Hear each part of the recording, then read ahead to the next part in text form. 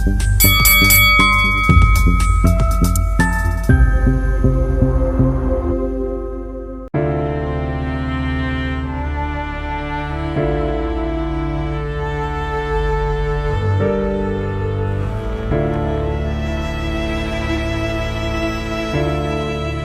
po. Hi, Angel! Nakabalik ka na pala. Uy, happy fiesta! Han! Ito na sila Angel.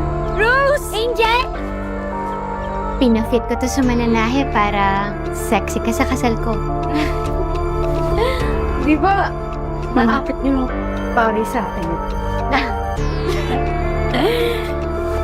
Grabe. Tagal na nito sa'yo. Siyempre, bigay mo eh. Saka, remembrance na. Kailan ang balik mo sa Maynila? Kakadating ko nga lang hutay eh. Pagtapos na kasal ni Rose. Pasok mo na yung mga gamit niya ron sa bakanting kwarto. Sa kwarto ko na matutulog si Ron. Doon sa bakanting kwarto. Huwag niyong gawin aparte ang bahay ko. Ano ginagawa mo rito? Baka marinig tayo ng papa mo. Siya ba yung papakasalan mo?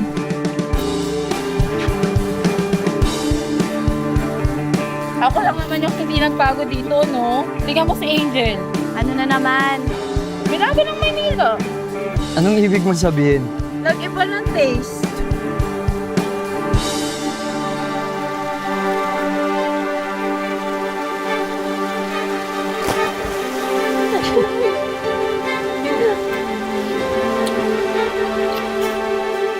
Hindi ko alam kung anong naging mali ko sa pagpapalaki sa'yo.